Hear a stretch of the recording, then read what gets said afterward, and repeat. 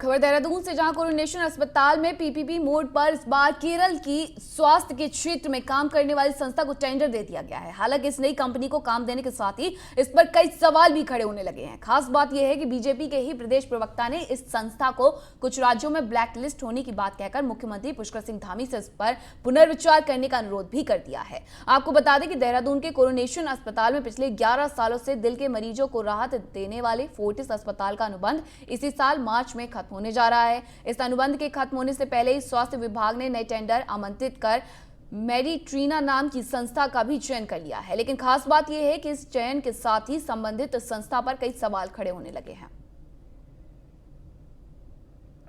हमारी चिंता यह है, टेक्निकली अगर ये क्वालिफाई कर भी गई, इन्होंने लोएस्ट रेट के टेंडर अगर डाल भी दिए, तो व्यवहारिक तौर पर संभव नहीं है कि इतने सस्ते में कोई भी कंपनी जो है स्वास्थ्य सेवाएं दे पाएगी।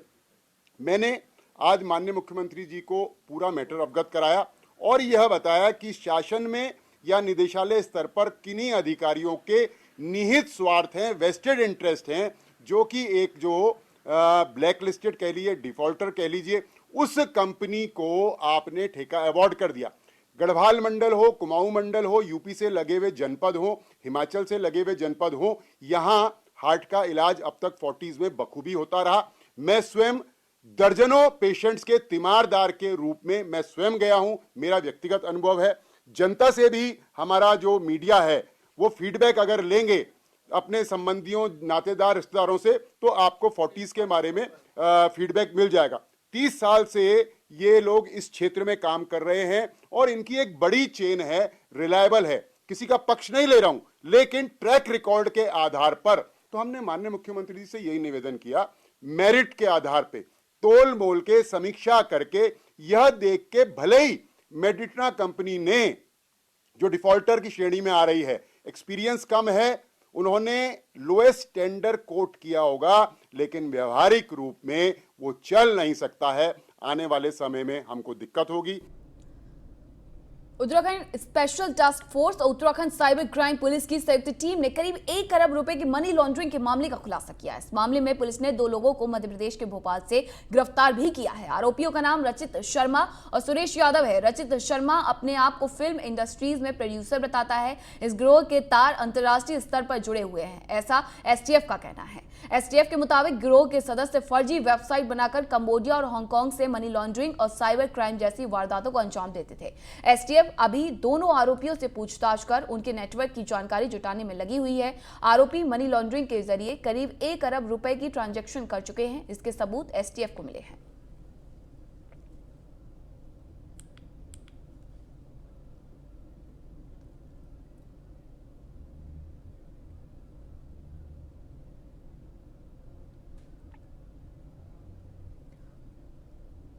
यूक्रेन में फंसे हजारों भारतीय छात्रों के सामने युद्धग्रस्त देश से सकुशल वापसी बड़ी चुनौती बनी हुई है। इसमें उत्तराखंड के कई छात्र छात्राएं भी फंसे हुए हैं, जो वीडियो बनाकर मदद की गुहार लगा रहे हैं। उत्तराखंड के 188 लोगों के यूक्रेन में फंसे होने की सूचना है। सीएम पुष्कर सिंह धामी का कहना है कि विदेश मंत्रालय उन्हें सकुशल वापसी के लिए लगातार प्रयास कर रहा है। साथ ही सरकार ने लोगों की सहूलियत के लिए हेल्पलाइन नंबर भी जारी किए हैं। नोडल अधिकारी बनाए अभी तक 188 लोगों ने, जो हमारा टोल फ्री नंबर है, उनके अभिभावकों ने, उन्होंने हमसे संपर्क किया है। और हमारी कोशिश है कि पोलैंड के रास्ते से या अन्य रास्तों से जो भी सुगम मार्ग हैं, क्योंकि यूक्रेन में हवाई सेवाएं पूरी तरह से बंद हो गई हैं, आसपास के जो राज्य हैं, दूतावास हैं, उन सभी से हम संपर्क में हैं। हमारा विदेश मंत्रालय संपर्क है, हम विदेश मंत्रालय के संपर्क में हैं। कल मैंने राष्ट्रीय सुरक्षा सलाहकार अजीत डोभाल जी से भी बात की है। हम कोशिश कर रहे हैं कि सभी को वापस लाया जाए, सकुशल लाया जाए। नोडल अधिकारी बनाए अभी तक। पूर्व मुख्यमंत्री हरीश रावत ने रूस यूक्रेन के बीच चल रहे युद्ध को लेकर कहा है कि ये तीसरे विश्व युद्ध की भूमिका बन रही है और ये अचानक नहीं हुआ, ये लंबे समय से ही स्थितियां बन रही हैं। लेकिन सबसे दुखद बात यह है कि हमारे भारत और उत्तराखंड के कुछ छात्र वहां पर फंसे हुए हैं। वहां पर अब धन डॉलर का अभाव भी होने लगा है। ऐसे में भारत सरकार को चाहिए कि वो जल्द से जल्द उनकी मदद करे और उन्हें स्वदेश वापस ले जा सके। साथ ही हरीश रावत ने यह भी कहा कि रूस और यूक्रेन के बीच युद्ध का दुष्प्रभाव भारत पर भी पड़ने जा रहा है, तो प्रधानमंत्री को यह भी देश के सामने स्पष्ट करना चाहिए कि हम इसे रोकने के लिए पूरी कोशिश कर रहे हैं।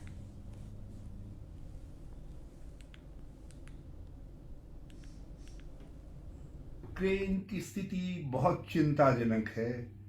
रूस के आक्रमण के बाद युद्ध अवश्य संभावी लगता है।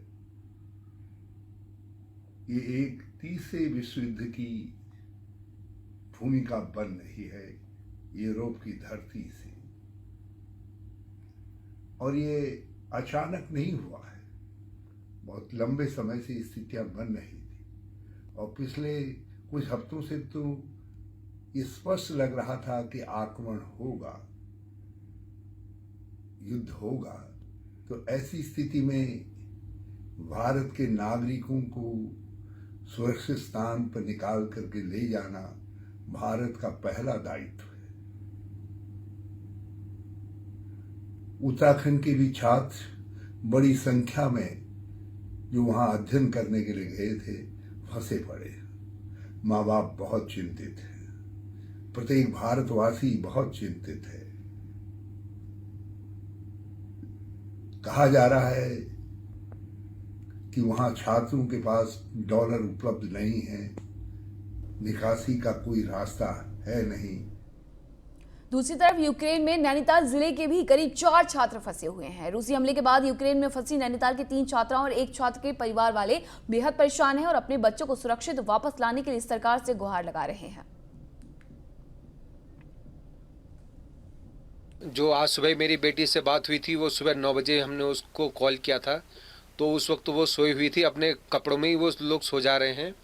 और खाना उन्होंने सब अपने बैग में रखा है, खाने से लेकर के मेडिकल से लेकर के एक एक चीज़ जो इम्पोर्टेंट हो सकती है वो चीज़ उन्होंने अपने बैग में रखी है, वो अपने बगल ही में रखा है उन्होंने। और उनको बस ये है कि कभी भी अटैक हो सकता है करके उनको चिंता बहुत लगी है। जिस हिसाब से रशियन आर्मी बढ़ रही है आगे, तो बहुत चिंता लग रही है। होने को तो वो इवानो फ्रैंकोविच में रहती है, जहाँ अभी थोड़ा सा ही हुआ है, लेकिन अभी भी चिंता लग रही है कि क्या पता रशियन आर्मी उस साइड को भी अटैक कर दे। सन्नाटा छाया हुआ है।